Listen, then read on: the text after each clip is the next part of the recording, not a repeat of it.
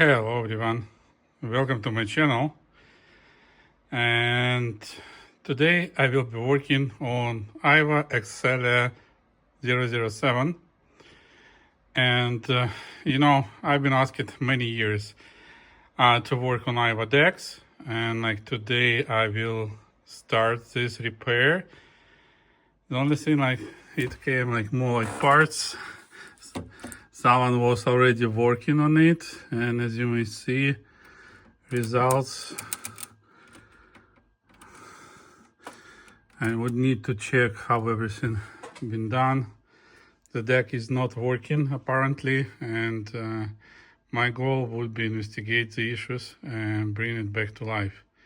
So stay tuned. Let me open it. Ivan cannot power up this guy because button is absent.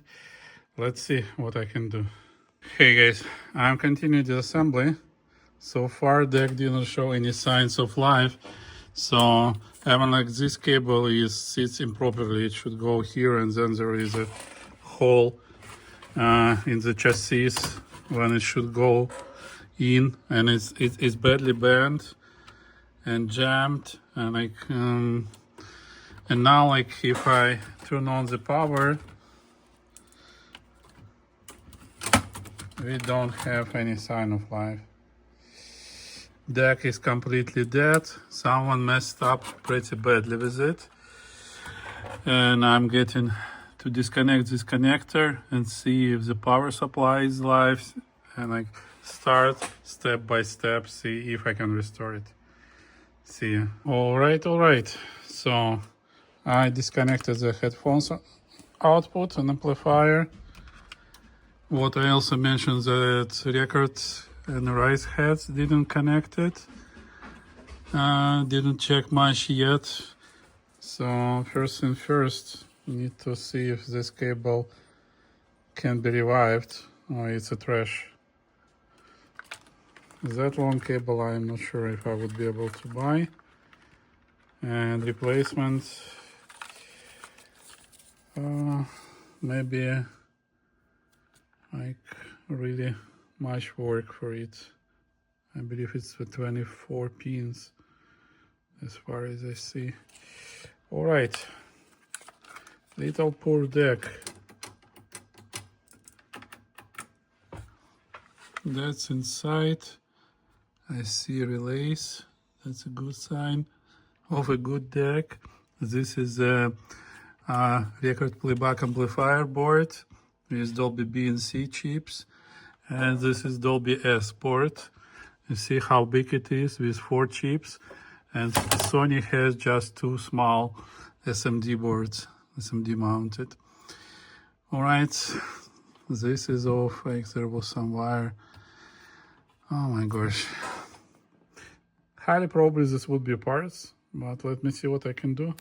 See you in a moment. All right, everyone. The first good news, after the cable being bent so badly, like this, as you may see, like that, with almost holes in it, it still rings pretty well. So highly probably it was not connected in the needed direction. So now let me try to connect and see if indicator and power still works. See you in a moment. Okay, everyone, I'm moving on. I checked up the voltages, and we have minus 30 volts for the driver, but we don't have low voltage heating for the wires, like which between first and last pin on the indicator. And that's where I'm currently looking in. Like my schematic is not correspond, like no the parts numbers, no the schematic is fully correspond to what I see on the boards. I'm not quite sure why. It's definitely 007, not 009, or maybe it's 009. Yeah, we have Dolby boards, so Dolby S. Alright, let me see, maybe I need to use different schematic. Give me a moment. Okay, my bad. It's XK-S7000. So it's the one level down from the top of the line 9000 deck, last generation. So that's why we have Dolby S in it, right? And as you may see, I'm measuring voltage, and it's 0 volt AC, 0 volt DC. Okay, no heating. All right, let me check the power supply, where it comes from. Okay, guys, and puzzle number 1 is solved. As you may see, indicator is lit, and we are one step closer to make this deck working. So the root cause, this flat cable was reversed in both connectors. That's unbelievable. All right, now let me start assembling this part, and let's slowly move to the tape transport. See you in a moment. Okay guys, I'm continuing assembly. It's a little bit tricky to put it back, but as soon as you align it, it will click properly in place. And here is the cable, how it should look like. It should not go in between these two, otherwise it gets bent significantly. All right, don't do it. So it should look like that, and it fits pretty well then, and will be go in place right away. All right, see you. Okay guys, moving on. That's how cable should go through. You see, it has a pretty good slot where you can get and reach the board. Here is the new challenges. So that's the, I believe, transport out motor is disconnected. Someone did desolder it, so you see. Belts has been replaced. Let's see everything else, if it's still fine. Okay, let me connect everything and let's see how it will work. All right. It's getting live, but it's not assembled properly. You see, door would not open. That's the maximum what it opens. That's it. So, but at least it shows some signs of life when I click button. So one step closer. Now I have to reassemble tape transport. Bye. See ya. All right, everyone. Tape transport is out. The quality of the intercapstan belt raises the big questions. You see how it's shaped, and it's thick, pretty thick compared to the other one, which is thin and nice. I'm not sure how they replaces the belts.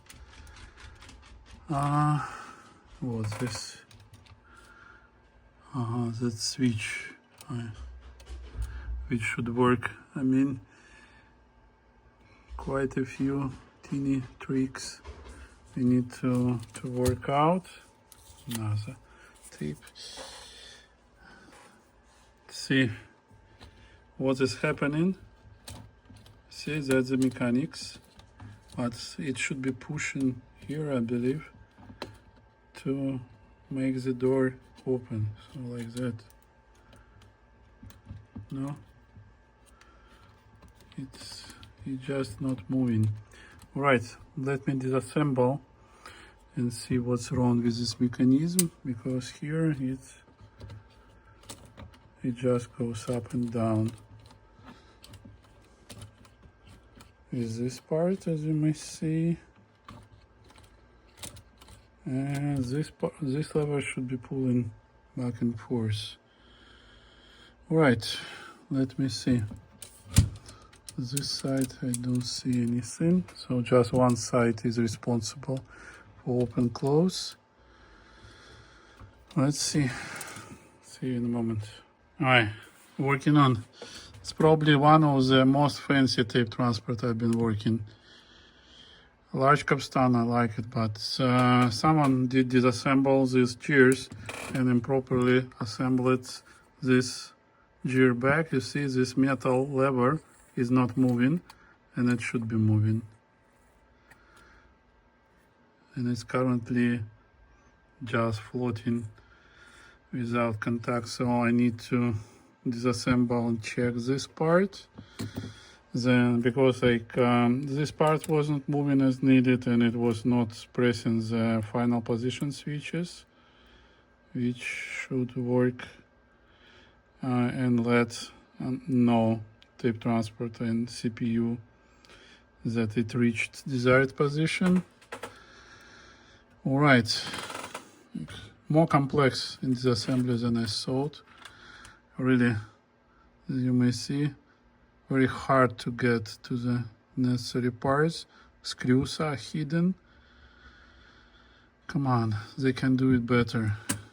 And I'm not quite sure yet how this bottom part can be removed. I see another screw from top right there. Maybe this will give me access. A little bit crazy mechanics. And this part is holds together with this front side, which has two screws connected. As you may see, one is here, one on top, and two from this side. A little bit overcomplicated cover design, really. Okay, let me work on it. I hope I would be able to solve this puzzle as well. See you. Okay guys, I'm moving on. There was a couple of more things. First of all, door didn't open because this lever was preventing it, and I still need to find a proper position. I would look into the diagrams to find where it should be. And now you see the door can open, and another one was sitting from the bottom, and it was like sitting below this part and didn't allow the door to move normal way as well. Now I can see the heads, pinch rollers. I am like puzzled a little bit how to clean everything. Like we have a door here, okay, because it's so complicated with this like door mechanism. Everything else is standard Aiwa tape transport. The only difference, like they put a place for additional motor which install it into S9000, and 7000 is simpler version, like, but everything is designed. It looks pretty similar like it was in older Akai with piano keyboards. All right, let's see. It takes time. It's not obvious, like all parts, specifically when screws are all scrambled. Someone did, I would say he tried, but didn't get a good job into put everything together. All right. Shafts are dry. I'm not sure why. I see someone tried to put a little bit oil, but it didn't manage it. Maybe it did, but I'm not sure. I will lubricate anyway. Let's see, moving on. Here guys, I'm installing new belts, lubricated, and now as you may see they rotate quite well. All right, and these capstans have good inertia, so I expect valve and flutter should not be high. In the worst case I will be replacing capstan motor. All right, moving on. And that's the mechanics, like which will be pulling the door and clicking it a couple times. Overcomplicated. Okay guys, nice new belts installed. Everything rotates smoothly. I lubricated back sides of these stands, so I have very bare minimum back and forth. All right, should be good with this. Now complex part, assemble the door and make it work. See. Okay, looks I was wrong. So this part should work like that. So it will be pushing it, clicking like pushing tape to the back. Okay, good, done with this part. Let me understand how to assemble this on the side. This lever is prevents from normal moving. All right, see you in a moment. Hey guys, I'm continue work. I made this moving easy and nice, right? But then I started to find why it stopped locking. So because I was like opening the right side and like release it everything, make sure that everything works properly, assembled, and now it's done. And I see that here this thing is bent and not properly installed. That's why it's not moving properly and not releasing now. Alright, and it's I didn't bend it because there is so much room. It just was sitting in the improper place and jamming the door. Alright, let me make it straight and make sure that this pin will sit between these two bent cheeks, and then it will be moving. And when it moves, right, so right here, it will be opening the door and pressing this, I believe, I thought it will be pressing these contacts to go down. Alright, maybe I'm wrong. Alright, very complex mechanics for this door. Continue assembling. Alright everyone, moving forward, I had to disassemble and to put this back together as it should. So as you may see, it's currently in between the two T's.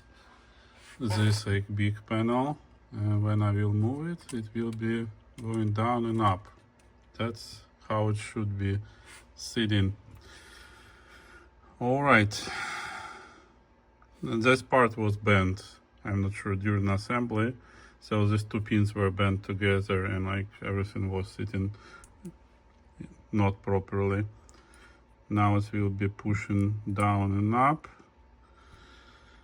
All right, moving on. I hope I will be able to solve this puzzle. Unfortunately, there is no diagrams. I checked it, XK-7000, S9000, and there is no diagrams in the service manual how to assemble this mechanics. All right, see you. Okay, I was able to solve this part of the puzzle. So now if I will push it, it will open and we can have a cassette. And now it can go back and close. All right, and bottom mechanics works to push cassette back. All right, like that. So this part is solved. All right, the next part would be solve this side mechanics and understand how it should work. You see, it works in this direction. However, I'm not quite completely understand. That's how it will work. It will push and it will slowly go forward now. Okay. Alright, now I need to understand how to assemble this lever back. It kinda may move here if you will open, you see, but I'm not quite sure how it will be operating. All right, that'll give me a little bit more time to complete assembly. And here I'm back. I was able to assemble mechanics and it works. As you may see, it closes the door. All right, and both switches work. You see this small one works at the very end when we closing, like this. And this one operates by door open. The only thing left is a little bit tough to go out, and I'm still trying to understand where it still needs to be lubricated. So far I'm a little bit puzzled, but everything else works. As you may see, it will close the door and then we'll push the cassette back. You see, like that. That's a famous Aiwa feature when they pushes the cassette back, right, with additional force. Right? And when it's pushed at the very end, this switch will work. You see, oops. Right. This is so you may see how everything is assembled. So this lever has a hole in this plastic pin in the other part there. So that's how it works. So there is a screw which allows this large metal thing like rotate on this screw. So it's not fully tight. It uses this plastic spacer. All right, so when it opens, you see it rotates. With these two tools, it pushes the mechanic switch, holds the door in place, locked, to release. So this part, and it opens this slider hole. So this door slider would be able to come up. Now it pushes all mechanics forward with this plastic lever. All right, and that's where this spring should allow, the smaller one, you see, should allow to everything easily move forward. For some reason, this mechanics is too tough, and I believe it's because of this mechanism here. It slows down everything significantly, so probably it needs to be addressed as well. I don't know what else. Like, these parts are all pretty free, so there is no friction anywhere. So this everything is completely free. I believe the only thing left is this damper, which should slow down, but it slows down too much. All right, so probably I need to remove it and see how to address it. Everything else looks to be working. Now we have access to put in cassette. And there is a switch which senses that you put cassette in and should close automatically right after that. Oh, overcomplicated. The last to be said. All right, see you. Okay, everyone, finally the puzzle solved. So the reason when door was not opening, that this slider, like rotating slider, was not fully going left, and as a result was not fully opening this hole, right? And this lever was going with friction here. All right, I have one more idea. Let me adjust a little bit and it should be done completely. So the outcome. So this large lever, right, operates right here. So I had to straighten up a little bit. So when it will be pushed down, so it will go fully back, opening the hole, and see now door is opened and door is closes. Everything works as it should. All right. So to fix this, I had to bend a little bit here on the back to make sure that it will be pressing a little bit harder, fully opening this sliding hole, so the pin can slide freely without issues right here. All right, good. Time to assemble back. See you in a moment. All right. So everything works except the tape loading mechanism. It's still like a little bit funky, but I just loaded the tape. We can fast forward, rewind. We can engage play mode, pause. All right, the only thing with like sensors, you see motor, not always like the sensors work properly, and it's, you see it can load, but it's not fully eject. So I believe I need to better understand logic with the sensors, because motor is turning it off too quickly. Maybe a sensor is dead, like the switch, micro switch on this board. We'll see. But we're getting closer. It's my life again.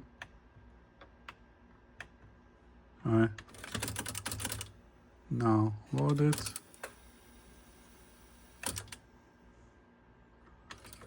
You see, it cannot unload the tape.